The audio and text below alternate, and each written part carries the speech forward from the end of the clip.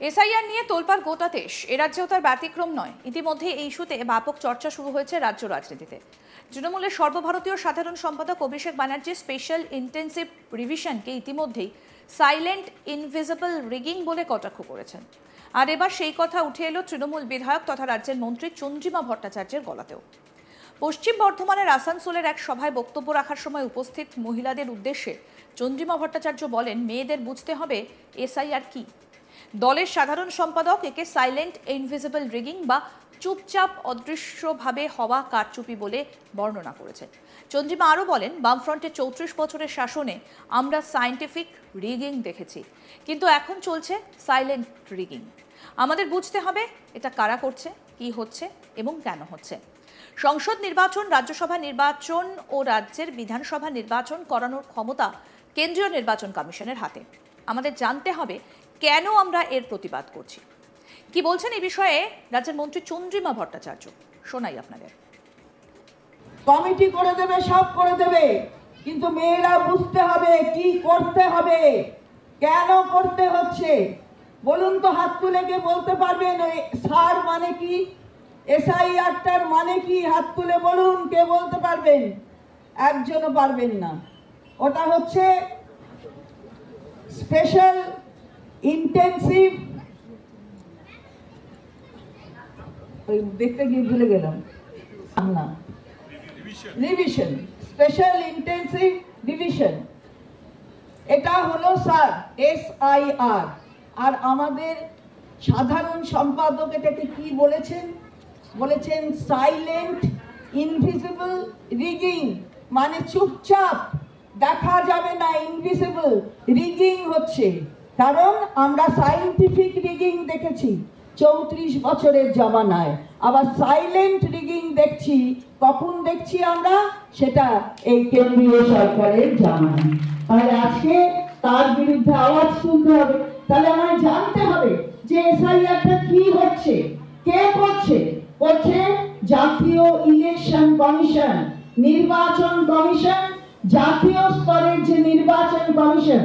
জেনে রাখবেন যে জাতীয় স্তরের নির্বাচন কমিশন, তারা পার্লামেন্টের ইলেকশন, তারা সেই পার্লামেন্টের লোকসভার ইলেকশন কন্ডাক্ট করে, রাজ্যসভাতেও তাদের এখতিয়ারভুক্ত, এবং তার সাথে সাথে আমাদের এমএলএ ইলেকশন, যেখানেই রাজ্য সরকার তৈরি হয়, সেখানে এই জাতীয় নির্বাচন কমিশন তাদের এখতিয়ারভুক্ত থাকে। তো আজকে দাঁড়িয়ে আমাদের ভাবতে হবে যে কি করছে, কেন আমরা এর বিরোধিতা করছি।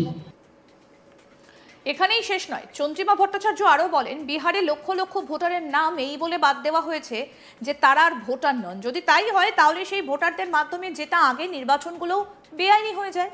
সেই পরিস্থিতিতে তথাকথিত ডাবল ইঞ্জিন সরকারগুলোও অসাংবিধানিক হয়ে যায়। শুনুন আর কি বললেন রাজ্যের মন্ত্রী চন্দ্রিমা ভট্টাচার্য, শুনুন। স্যার, অর্থাৎ এই এসআইআর, এই স্পেশাল ইন্টেন্সিভ রিভিশন, বিহারের ক্ষেত্রে কি হয়েছে? বিহারের ক্ষেত্রে লক্ষ লক্ষ লোককে বাদ দিয়ে দেওয়া হয়েছে এই ভোটার লিস্ট থেকে। কেন? তাদের বলা হচ্ছে যে তারা ভোটার নয়। এবার আপনি ভাবুন যে যাদের বাদ দিয়েছে তাদের দিয়েই তো বিগত নির্বাচনগুলো লড়ে এসেছে। তাহলে সেই নির্বাচনগুলো অবৈধ হয়ে যায়। তাহলে সেই নির্বাচন যদি অবৈধ হয়ে যায়, তাহলে রাজ্য সরকার, যেখানে ডবল ইঞ্জিন সরকারগুলো চলছে, যারা এইভাবে এসেছে, তাহলে তাদের নির্বাচনও তো অবৈধ হয়ে যায়। সেই সরকারগুলো আসলে নির্বাচিত সরকার নয়, এমনকি কেন্দ্রীয় সরকারও নয়। কি বলেছে বিহারে? 2003-এর লিস্টে যারা আছেন ঠিক আছে, কিন্তু তারপর যাদের নাম সংযুক্ত হয়েছে লিস্টে 1987 জুলাই মাস, 1 জুলাই 1987 পরে যারা জন্মগ্রহণ করেছেন এবং তার থেকে 2/12/2004 অবধি যারা জন্মগ্রহণ করেছেন, কিন্তু তাদের লিস্টে ওই 2003-এর আগে নাম নেই, তাহলে 2003-এর পর থেকে এই সেকশনের ছেলেমেয়েকে তাদের বাবা মায়ের জন্মের সার্টিফিকেট দিতে হবে। এবার হাতে গুনে দেখুন, যার জন্ম, তার তো এখন 37-38 বছর বয়স হবে। তা 38 বছর বয়সের মায়ের বয়স কত হবে? মায়ের তো 18-এর আগে নিশ্চয়ই সন্তান হয়নি তার, এবার বাবার বয়স কত হবে? তাহলে সেটা ভেবে নিয়ে ভাবুন যে প্রান্তিক জায়গায় যে মা বাবা থাকে তার বার্থ সার্টিফিকেট আনতে হবে। আগে কি প্রাতিষ্ঠানিক প্রসব হতো? উত্তর হলো না, হতো না। প্রান্তিক জায়গায় সেখানে ইনস্টিটিউশনাল ডেলিভারি হতো না, দাই মারা প্রসব করাতেন। তো সার্টিফিকেট আনা হবে কোথা থেকে? আসলে বাদ দেওয়া চক্রান্ত বিহারে বাদ হয়ে গেছে। তাই এই যে ভোটার লিস্টে সংযুক্তিকরণ, এটা তো একটা সবসময় চলছে, অর্থাৎ কন্টিনিউয়াস প্রসেস, সব সময় চলতে থাকে। তো তাহলে 2003-এ তার নাম হয়তো ছিল না, সে 2004-এ ঢুকিয়েছে, সে 2005-এ ঢোকাতে পারে, তাহলেই সে অবৈধ হয়ে গেল। আজকে সেই জায়গায় দাঁড়িয়ে ইলেকশন কমিশন যেটা করছে সেটা সম্পূর্ণভাবে অবৈধ। আজকে দেখছেন এখানে ইলেকশন ডিক্লেয়ার হয়নি, এখনো বাংলায় ইলেকশন ডিক্লেয়ার হয়নি, তার আগেই ইলেকশন কমিশন এর উপরে তার এখতিয়ার তারা এখানটায় রাখতে চায়। এটা করা যায় না। এসআইআর নিয়ে তোলপাড় গোটা দেশ, এ রাজ্যেও তার ব্যতিক্রম নয়। ইতিমধ্যে এই ইস্যুতে ব্যাপক চর্চা শুরু হয়ে গিয়েছে রাজ্য রাজনীতিতে। তৃণমূলের সর্বভারতীয় সাধারণ সম্পাদক অভিষেক ব্যানার্জি স্পেশাল ইন্টেনসিভ রিভিশনকে ইতিমধ্যে সাইলেন্ট ইনভিজিবল রিগিং বলে কটাক্ষ করেছেন। আর এবার সেই কথা উঠে এলেও তৃণমূলের বিধায়ক তথা রাজ্যের মন্ত্রী চন্দ্রিমা ভট্টাচার্যের গলাতেও। পশ্চিম বর্ধমানের আসানসোলের এক সভায় বক্তব্য রাখার সময় উপস্থিত মহিলাদের উদ্দেশ্যে চন্দ্রিমা ভট্টাচার্য বলেন, মেয়েদের বুঝতে হবে এসআইআর কি।